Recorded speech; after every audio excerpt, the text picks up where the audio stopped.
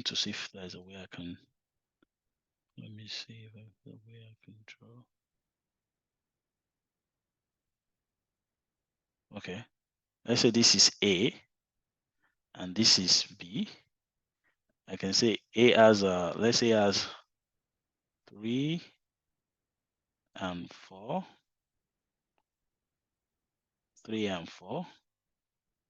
And B has also have 5 and 6. 5 and 6. And the intersection will be what? In the middle. This is where they overlap, right? So this is going to be 1 and 2. So if I want to see all what I have in A, it's going to be what? 1, 2, 3, 4. This cycle. This. So this cycle is what I have in A. This is my A. Let me write A here. And this is my B. So if I want to know all the side that I have in B, it's going to be all this cycle, right? So this is A, this is B. Their intersection is what? Is 1, 2. So in the database, the 1 and 2 can be primary key and foreign key in A. The 1 and 2 can be primary key and foreign key in B. So that means I can use this 1 and 2 to join these two tables together. So by so doing, if I want to do inner join, the inner join is going to give me what? It's going to give me what do they have in common is the inner join. What do they have in common? They only have this 1 and 2 because the A has 1, 2, 3, 4. The B has 1, 2, 5, 6. So if I want to do an inner join, it's just going to return what they have in common. So that is that. So for the left, let's go to, okay. For the left outer join, or for the left join, can you say the left join is what? It's all what we have in A. The A is my left, the B is my right. So all what we have in A is what? Is the left join. So if I shade, let's shade all this. Assume this is our left. This is our left.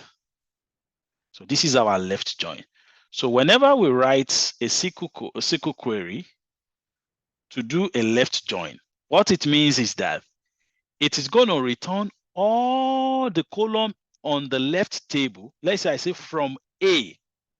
It's going to return all the columns in A and with the columns that it has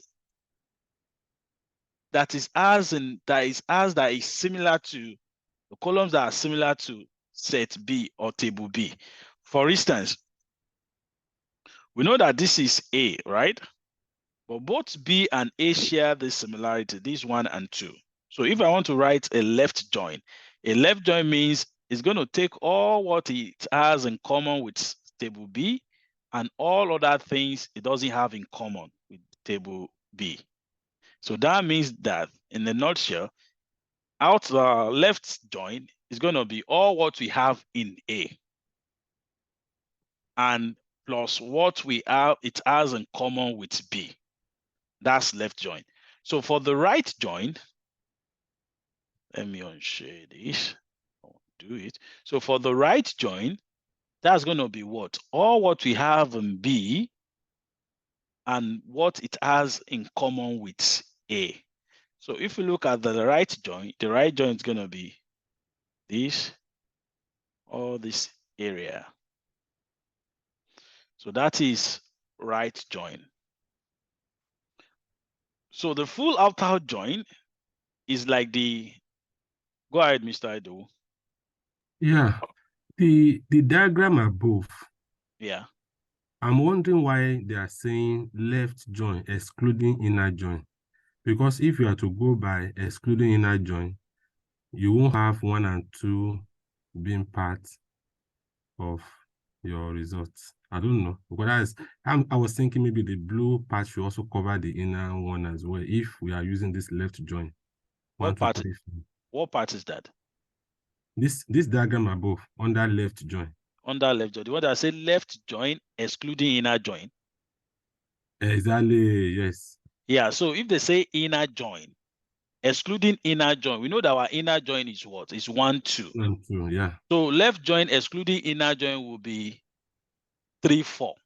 Exactly. Because now they want us to remove what they share in common. So we will remove the 1, 2, and we'll be left with 3 and 4. Exactly. So that's what I'm just looking at. Yeah, so that's how it works. And the opposite is for the right join excluding the inner join. So the 1, 2 it was excluded. It's only return the all 5, other 6. Columns in B. Yeah, so this is going to be 5, 6. But the result we are having here is not. No, I didn't have any value for that here. Can you see something like that? No, I mean, yeah, this 1, 2, 3, 4, 5, 6 is for right join, right? Yes, the 1, 2, 3, 4, 5, 6 for right join, not for right join excluding inner join. Oh, okay. This is just for the right join. Okay, they are just illustration here, right? Yes, this is just an illustration. Yes. Okay. So the inner join is 1, 2. The full outer join is similar to our union set. For instance, if you have like 3 tables, let's do.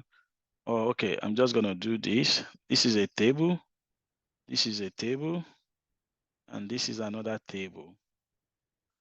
And let's say we have this is let's say this is A. Let's say this is B. And let's say this is C, right? Oh, sorry. Let's say this is C. And let's say this is 1, 2, 3. So what they all have in common is 4. Let's say they all have this in common, 4. So if they say union of full outer join, either union or full outer join, that means we're going to take all the values that we have in the 3 cells. So the value is going to be 1, 2, 3, and 4. So for the full outer join, we are considering all the columns in all the tables we are joining. And here we will join the 3 tables with what? With 4. 4 is what the 3 tables have in common. 1, 2, 3. And this 4 is the intersection at the middle.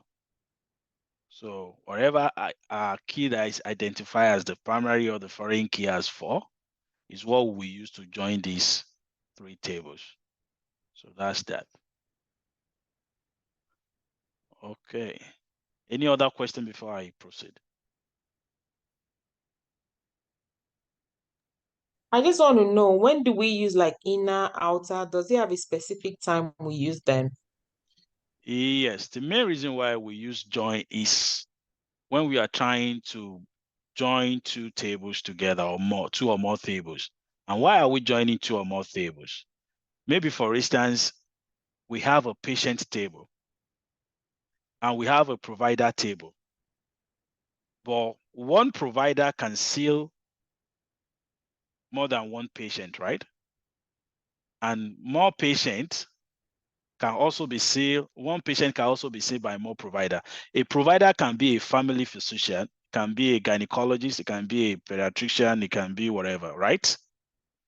So if I need an information from the provider table and I need an information from the patient table, for instance, I want to identify the provider for each of the patients that I have in my patient table.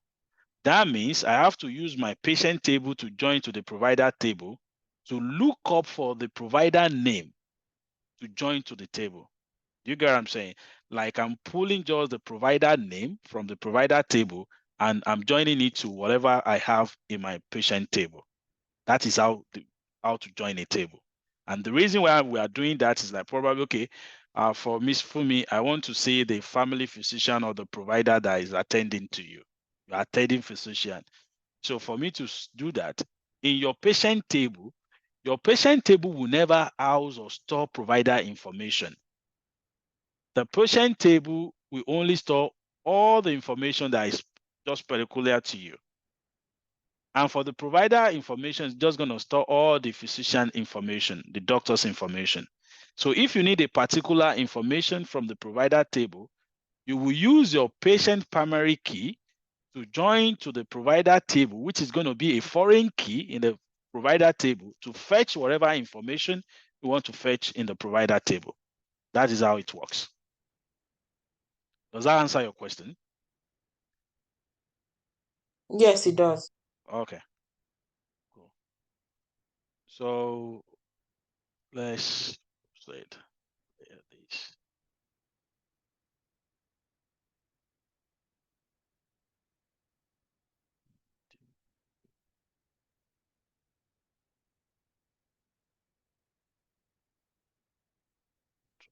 Okay. I have a question. Please go ahead, sir. Can you frame a question or a scenario you have come across that will require using full outer join? Yes. At least you have cited an example of. Yeah, so to use a full outer join, that means if I want to return all the column in the provider table and all the column in the patient table, instead of doing those, it depends on what you want to say on your output. That is what we put on our select statement, right? So whenever you are doing full outer join, that means it will return all the column in the first table and all the column in the second table using their primary key, what they have in common, to join them. So that will just make that will make your table to have, if you have like 10 column in A, you have like 10 column in B, you will be returning like 19 column in total. Because I want to return all the things that I have in A and all the things that I have in B, I want to join them together. That's what it means, yes. All right. So let's go to, so yesterday, we said we're going to show you, I'm going to show you how to do the select statement and explain it step by step. So here, for the sake of the answer today, we are going to use the Adventure Purchasing Product Vendor. I think that is what I use for everything. So we're going to write our first select statement. So let's do select. I'm going to remove this. And I'm going to do star. So yesterday I said star is what? If I want to return all the column in this table. So let's do execute. So now I've returned all the columns that I have in my table. So all the columns I have in my table is all this, right? I have 460 records, and I have 1, 2, 3, 4, 5, 6, 7, 8, 9, 10, 11 column or so. So another way for us to conduct an investigation is to know the columns that each of the table has this. So we are using the provider vendor, purchasing provider vendor. Can come to the Adventure Works 2019, and let's go to purchasing. So purchasing product vendor. We can do this. So here you'll be able to see your column at a glance, and here you should be able to pick whatever column you want to return in your query. So for instance, instead of using the star, I just want to specify the column I want to return. So I want to return the product ID. You can see it's pop up in the IntelliSense. I'm going to do comma. Then I'm going to do, I want to return the business entity ID. And I also want to return the main order quantity. And I also want to return the, let's say I want to return the modified date. So now, instead of returning all this column, for this table name, I just want to see just these 4 columns. So if you give it a run, so this will give you just your preferred columns that you want to fetch from your table. But this is how to write a select statement. You select, but the order of execution is from what? From the table, fetch me these 4 columns. So this is how to read. This is how to read the code. So I selected these 4 columns from where? From this data table, database object. So let's go to the next. If you have any questions, feel free to stop me. So I want to do select distinct. Can someone tell me the difference between select and select distinct?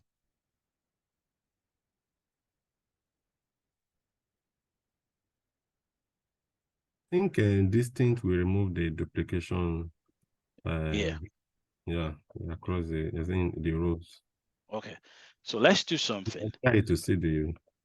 If you take a look at the business ID entity, the business entity ID, you can see we have some duplicate. We have 168. We have 158. We have 168. So I just want to return the distinct value in each of the business entity ID. So the best way for me to do is I'm just going to put insert distinct. So this is going to be distinct business entity ID. Then select this column, which is the main order quantity and the modified date. So let's give it a run and let's see how it behaves.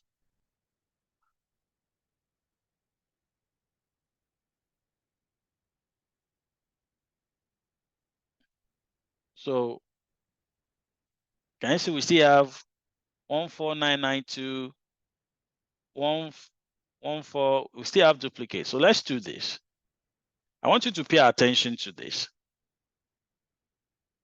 When I added all other columns to it, I still have some duplicated value here. So let's give it a run. Let's see how it behaves.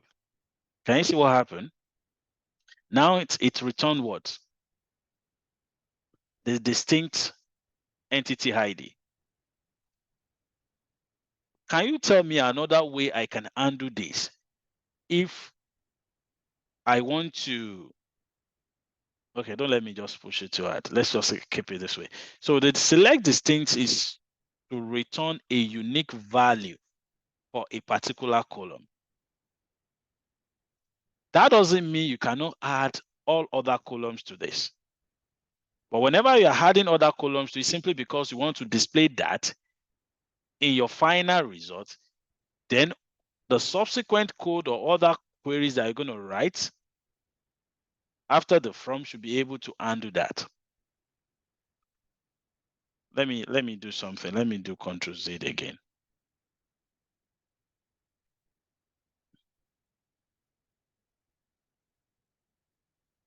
Okay. Let's do this.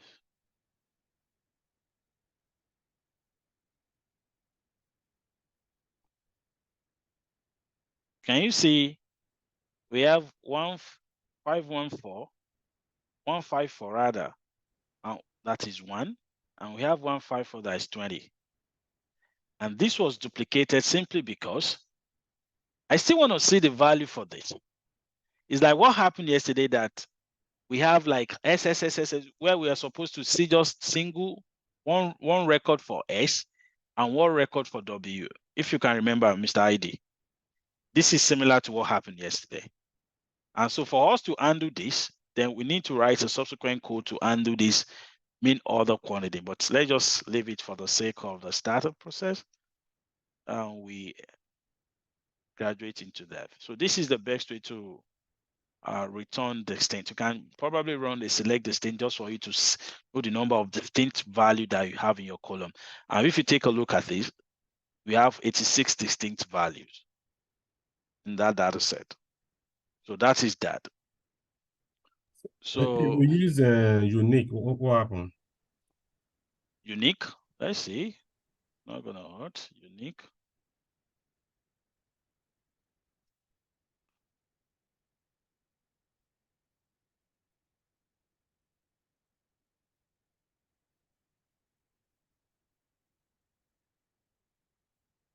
Incorrect syntax near unique. Or it takes. Are you sure unique is not for the Oracle SQL Server or the SAS? Okay.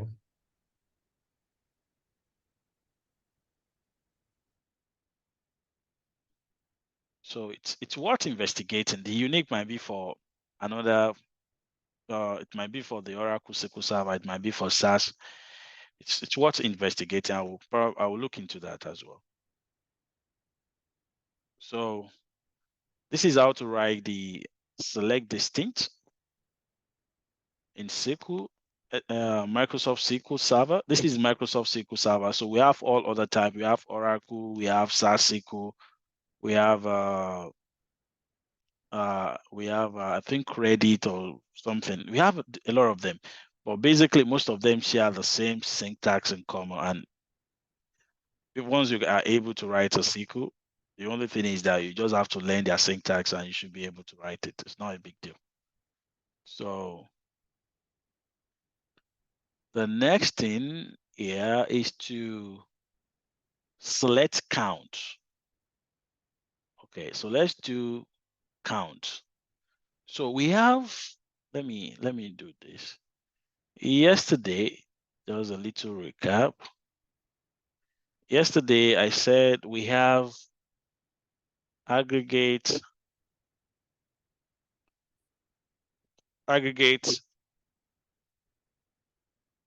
function in SQL.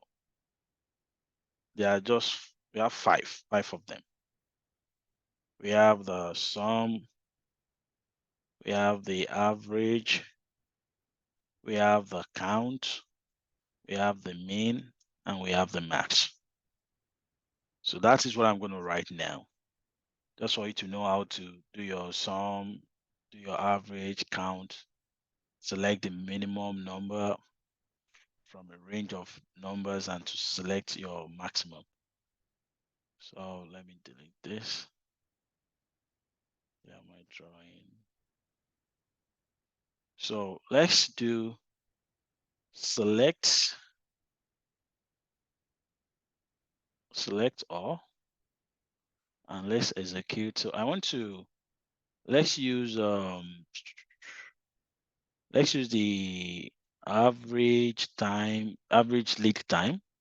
So I'm going to do select count, open bracket, average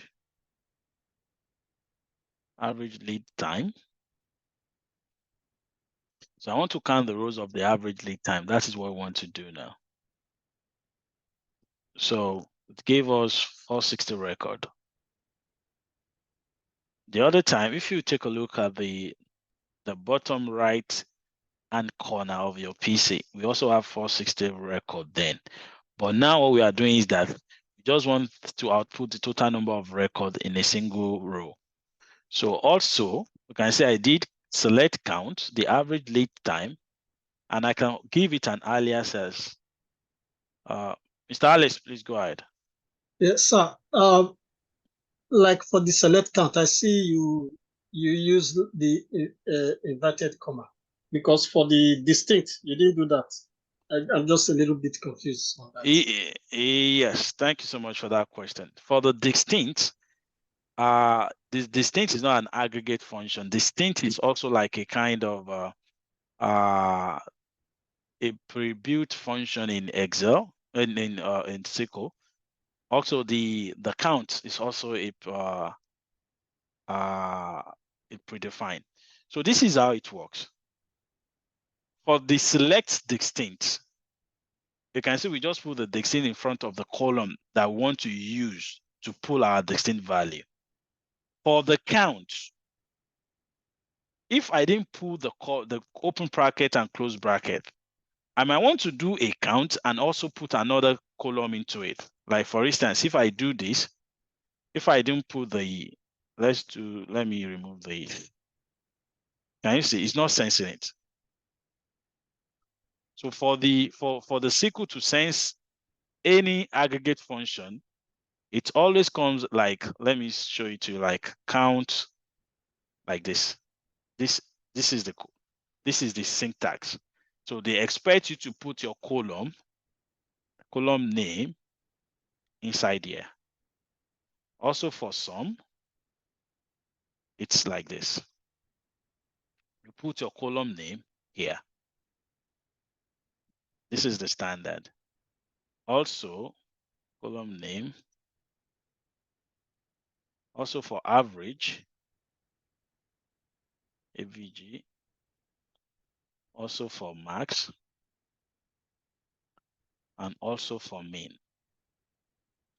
So they are all aggregate function. An aggregate function will be preceded by open bracket and close bracket. So inside that open bracket and close bracket is where you will specify the column you want to perform your aggregate on. Want to aggregate. Does that answer your question?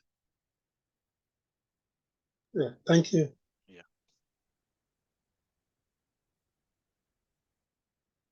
So you can see after removing the open bracket, the select is probably just reading these as maybe a column, not an aggregate function. So we have to put the open bracket and the close bracket, and we can also give these as a name. You can see when we aggregated it, say no column name. So I want to give it a column name as Alex. Then I'm just going to pass that into it. So for the count that I did, I was able to just give that function or the operation a column name of Alex, and it returned a record of 460 rows records. So that's how to do the count. So let's do the main function. So before I do that, let me do something.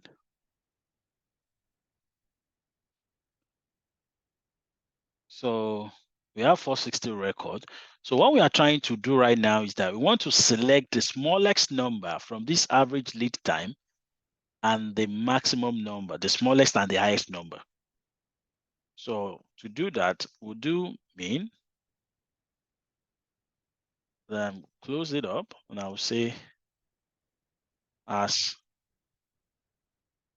small Alex.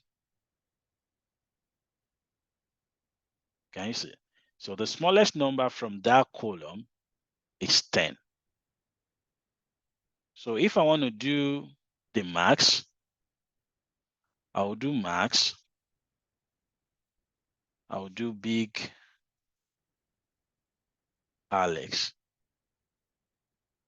So that return 120. So the smallest from that average lead time column is 10, where the maximum is what?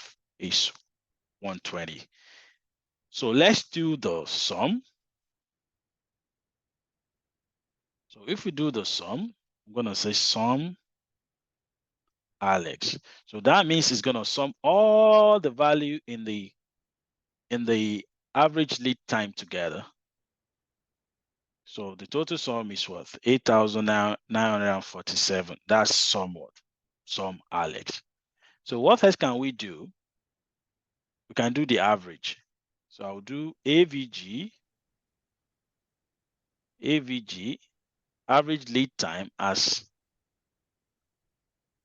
Alex average.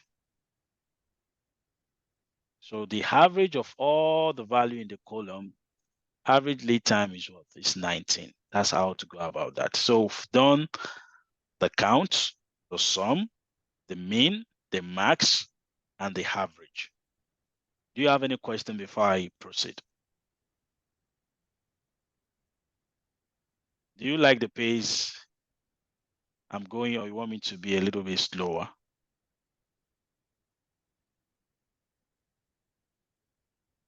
So if no question, so let's get to the, so the next one is, so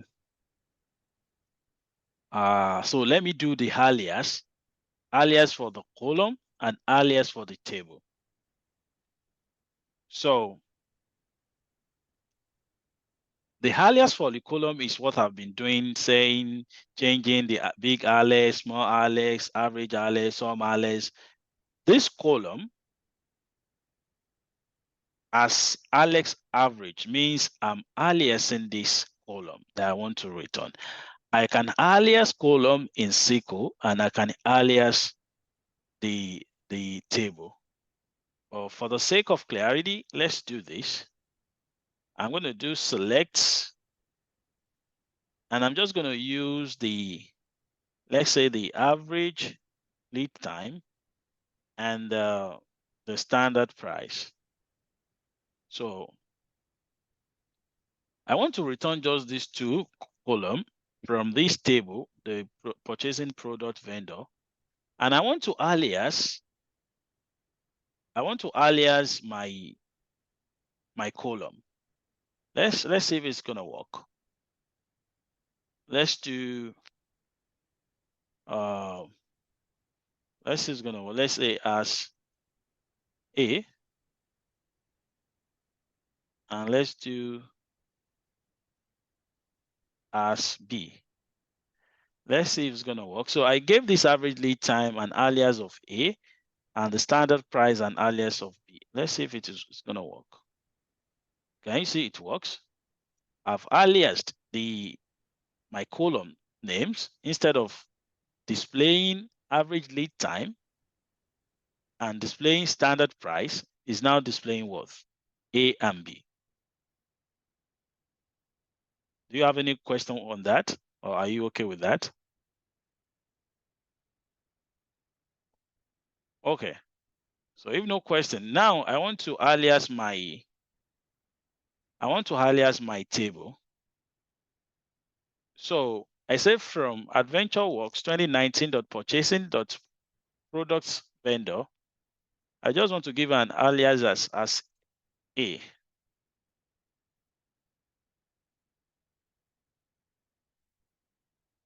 As A. So we do A dot average lead time and A dot standard price as A. Do you get what I'm saying? So if I run this, I've aliased my my table. Let's remove this first. Let's remove this. So this is gonna work. For instance, if I want to use this table name again in the part of my query, instead of writing the whole of this, then I will replace it with A. For instance, by the time we get to the join part, I will show you how to alias this and how to call this back in our code. So now I've aliased my table as A. I've also aliased my column name using A and B. So when we get to the joining of the table, then I'll show you how to transfer the alias of a table to a column. So that is that. So the next one is, let's see, we've done this, we've done this. Okay, so the next one is the like operator. So the like operator is used in a where clause to search for a specified pattern in a column. There are two wildcards often used in conjunction with the like operator. So either use the percentage sign or the underscore. So let's get back to, so let me just copy this. I'm going to copy this.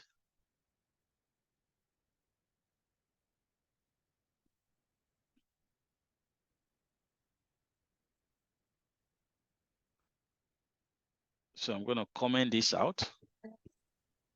I'm going to run this. So you can see when I run this, take a proper look at the unit measure code column. You can see we have CTN, we have EA, but I want to return any value in my unit measure code that starts with C. This is another method for us to probably narrow down our data set looking at a particular value. Maybe for instance, we have a column that has combination of different C's. Do you get what I'm saying? But in this case, I only want to return the value that starts with C. Do you get what I'm saying? So to do that, I will do where clause, and I will do unit measure like. So whenever you see a character in front of the percentage sign, it means that any word that starts with C. If you see the C behind the percentage sign, then it means that any words that end with C, or probably. So let's give it a run and let's see how this works first. Can you see? The output gave us what? All the words in the unit measure code that start with C, and it deleted all other words that does not start with C. So that is that. So let's see. Okay. I want to see any words that does not begin with A, but that has A, that ends with A, or let's say that ends with N. Let's see if you have anything that ends with A. Let's say that ends with A. Okay, we don't have that. That ends with N. Let's see. Okay, so can you see its output? The output return only value or any word that ends with N. Can you see that? So if I want to see maybe anywhere, any character rather, that is between a string of words, like a string. What I will do is this. Let's say I want to return any word that is between, that has any character in between or in the middle of any word that has a particular character. Let's say T. I want to see a T in the middle of a string. So I will have to do percentage sign T and percentage. My aim is to return just this CTN or anything that has T in the middle. The T is not at the beginning of that word, and it's not at the end of that word. It can be in the middle, maybe the second letter, the third letter, depending on the number of words that make that string. So can you see it returns just the CTN? And if you have any other thing that has CTN as well, that has T, maybe like it, something maybe like cotton or something like that, it's going to return all those words in the data record. You can see now we have 178.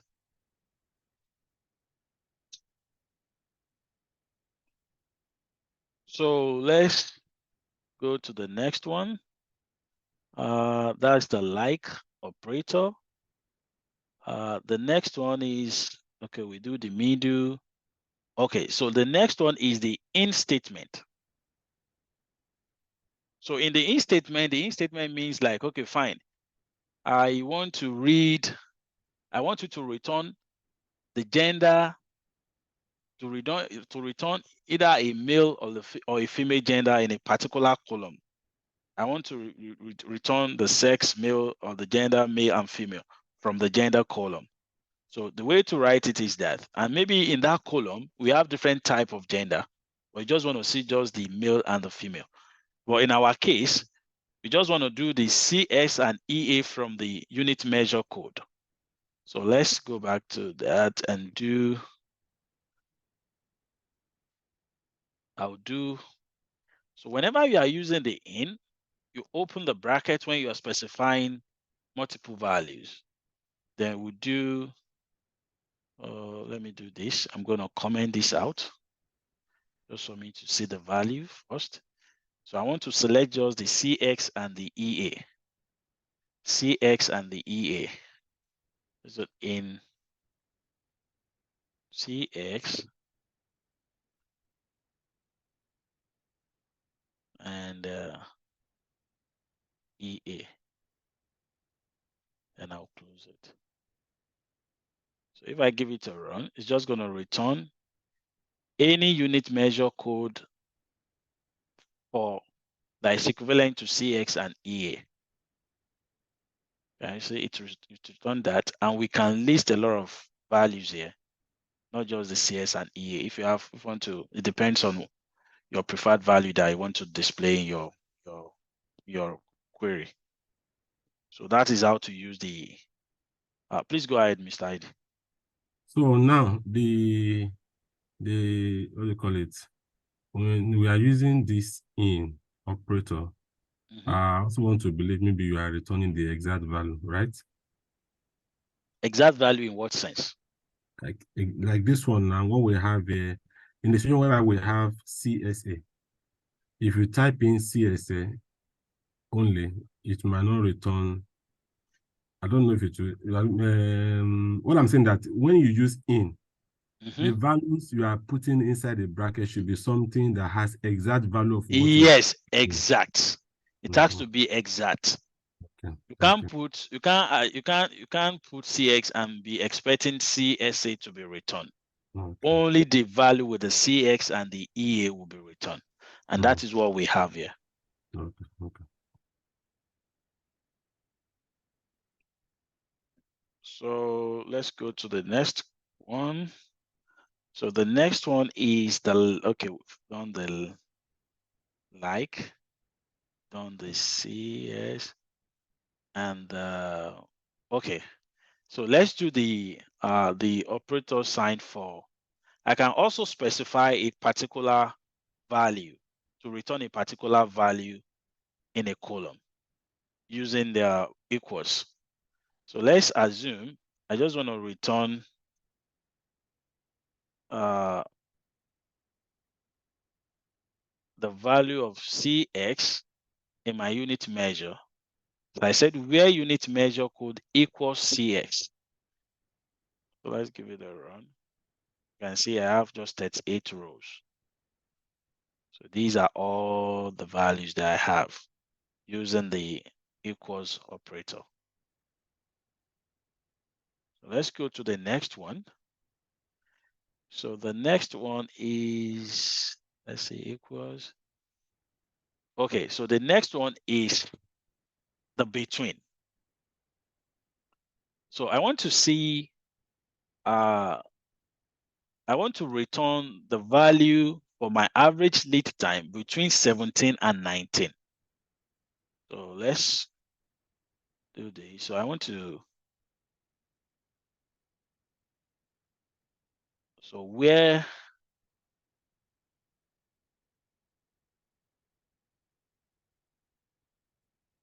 average time lead between 17 and 19. So it is very important that you can see that I'm using a single quote to open and to close it up. Single quote to open and close it up. Whenever I'm specifying a value that is coming from a particular column, it's not a double quote, it's a single quote. And by default, the color should be red. So So if you take a look at your average time lead, you can see we only have value for what? 17, between 17 and 19. So that means we'll have 17, 18, 19 if it is integer. So that's that. We have 236 record. So whenever you write a query and you want to execute it, it's always very good for you to know the number of records you are working with. By the time you add an additional code to it, once you give it a run, always come to the bottom of your code to see how the query performs. So like now we have 236 records. So that's that. Let's see what is next on our agenda. So we want to use the OR operator. So the OR operator return either of the specified value. Okay, I want to return either male or female. So that means I will return male and female. That's how to use the OR operator. So you have an expression that's going to be true and another expression that's going to be true. So let's do this. So I want to return where unit code equals CTN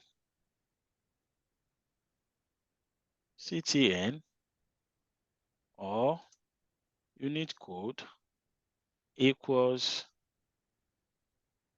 CX.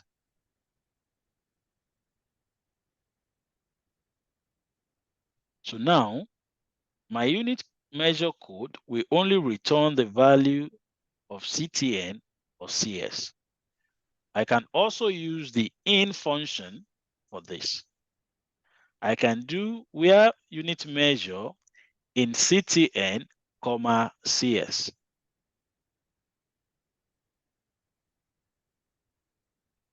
So that's that.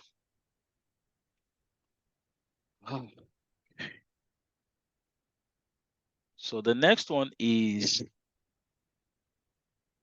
let's use the not function. So can someone tell me what the not function would do?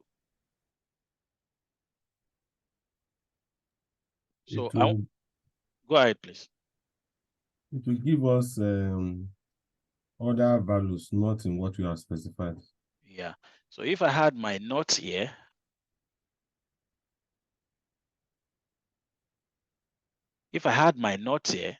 where not unit measure code equals CTN, that means it's going to return all other values that is not CTN in the unit measure code column.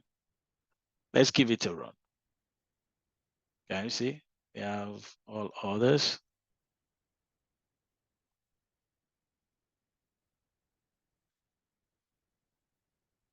So that's that. The next one is select is none. Okay, so let me copy this, then I'll explain it to you.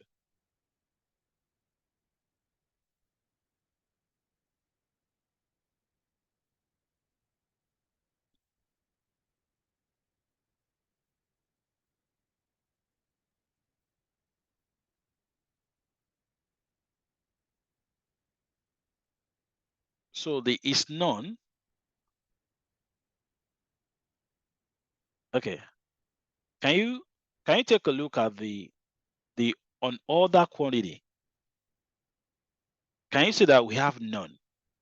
And if I want to perform a logical operation like an aggregate on this column, will I be able to use this none? Yes or no? No. No. Okay. Since I will not be able to use it, the is none can be used to specify a value. This is my non-value. Mr. ID, I want to ask you this question. I want to ask everyone. Let me throw it to the public. Is it possible for me to assign a particular value to this none? Can I give this none a value of 1,000 apart from 0? We can give it a try. I don't know. Yeah. So one of the beauty of the is not is that if I want to, I can assign 0 by default. If I want to specify that my non-value in the on other quantities should be assigned a value of 100, I can use that. I can insert the 100 value here in the place of this 0, and it will change this none from none to 100. The 0 here, the is not can be used to specify a value we want to pass into a non cell. That's how it works. So let me give it a run.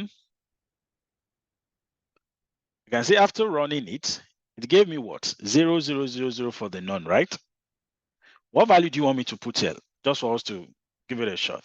You want me to put, let me put something. Let me put Alex.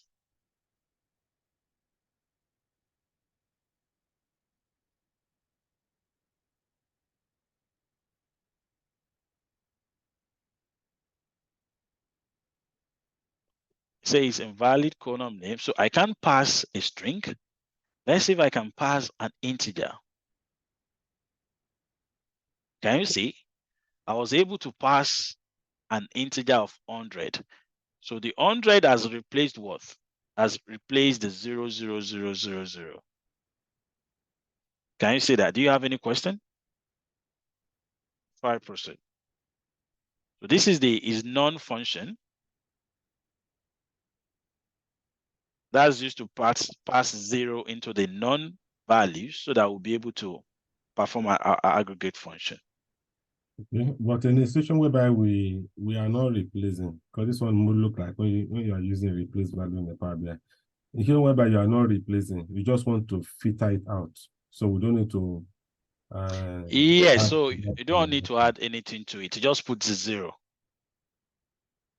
If I didn't have this 0, it's gonna throw an error. It won't work.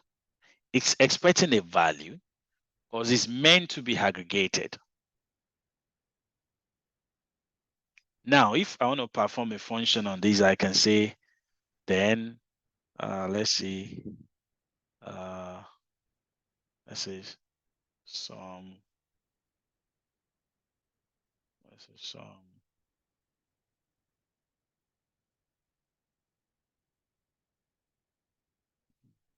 This is what we did yesterday.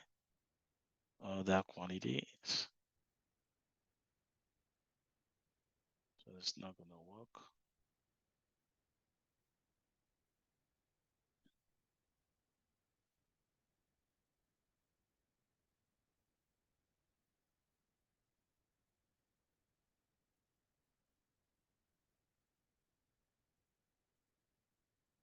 Let's do, yeah.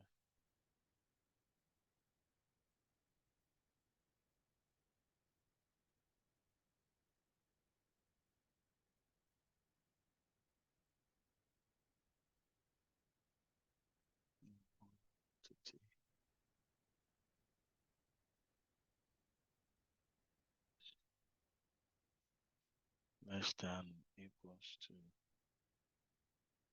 0.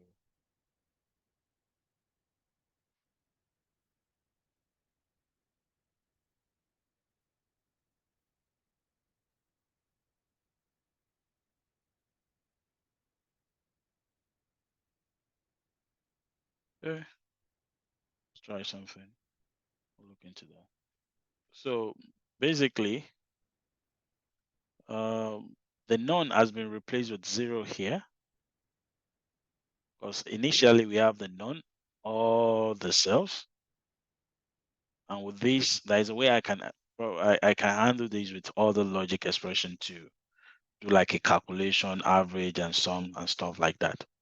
Well, in the subsequent class, we'll do that definitely. So that is that. The next one is, go ahead, Mr. ID. Can we go back to that because of a situation? I don't know maybe if that will still be covered. The question I asked is that you might be given an assignment whereby you need to fit out all the none, or you're given instruction that remove all the none, data with none, values with none. Okay. So I think we should be able to do that using where clause.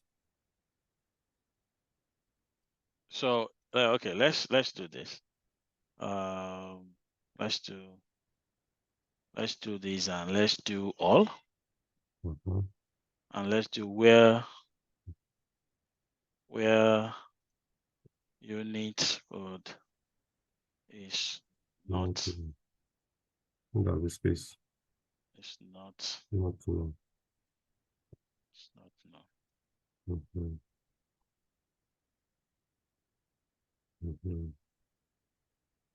But it's still showing.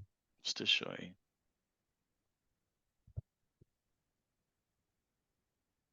I actually did this and it worked.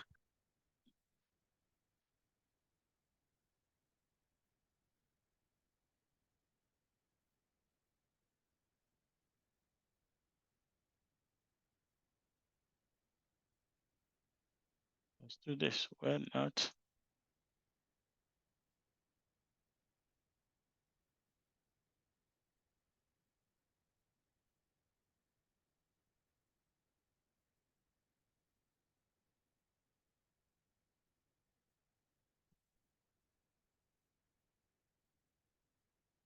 Okay, are we doing the new? So sorry, it should be on order quantity. I was saying the on order. Let's do on order quantity. Let's give that a shot.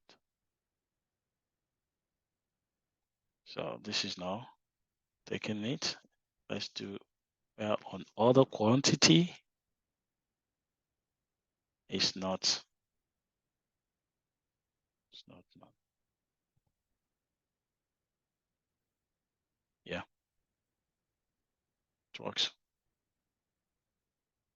So it's not none. We remove to delete all the none, and we can now perform an aggregate function or whatever I want to do on it.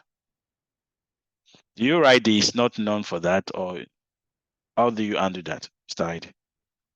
Exactly what you did now. That's what I did. It's not none. Yeah. So so I was using the unit measure code column, which is not an integer column. Good. So the next one is for us to do the case statement. Okay, so the case statement. Let me just copy this and I'll explain it. I hope I'm not moving too fast. Please, if I'm moving too fast, slow me down. So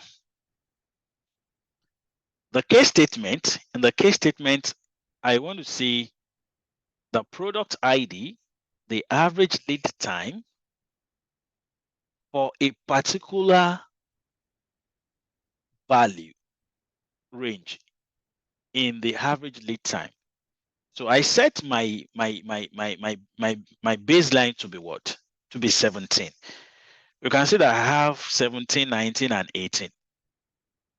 So I said when the average lead time is greater than 17, then the time is greater than 17. So this case has handled what? This has handled any average lead time that is greater than what? That is greater than 17.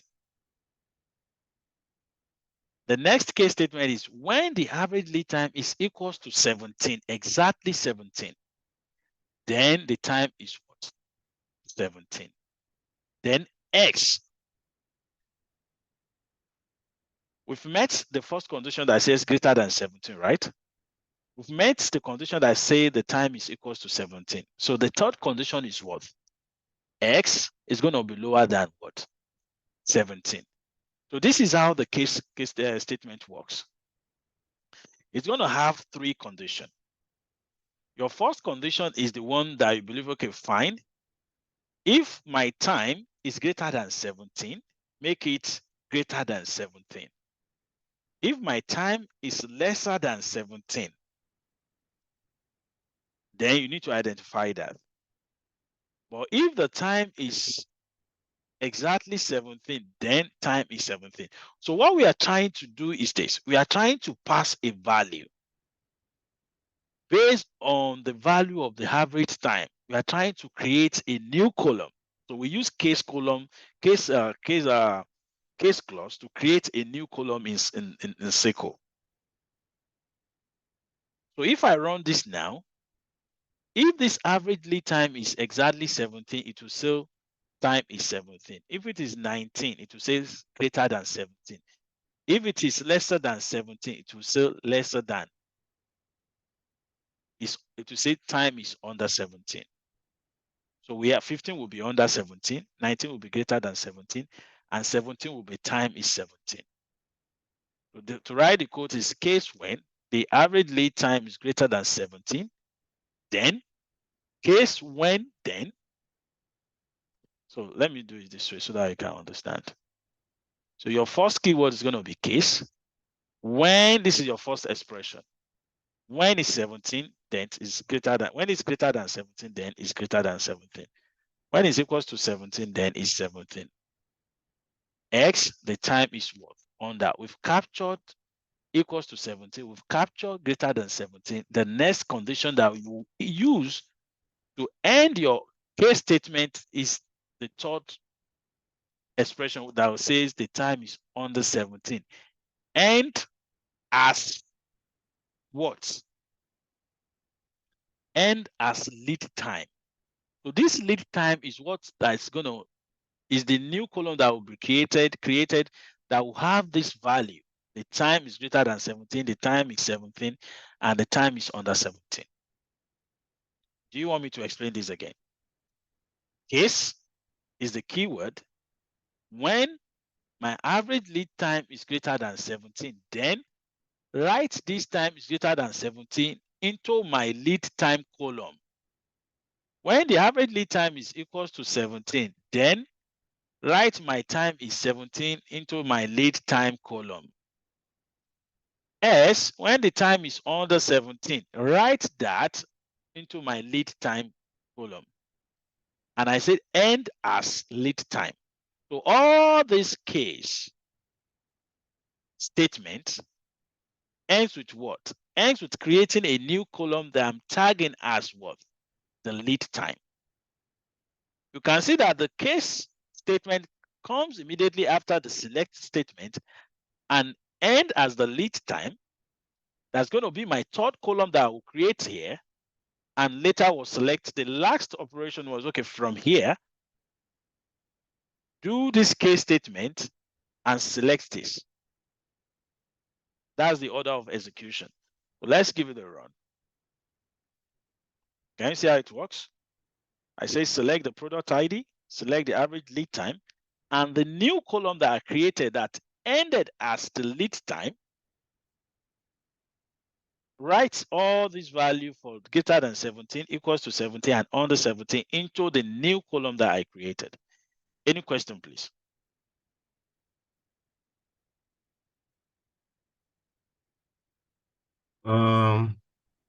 Yeah, I think it's explanatory. It's like giving it a lead time status. Yeah. It's fine. Where is the less than now? It's not showing yet. The less than. Maybe down. Okay. Yeah, they said 15. The time is under 17. Okay, under 17. Okay. Any other question? Miss Fumi, informer. This is explanatory too. Okay.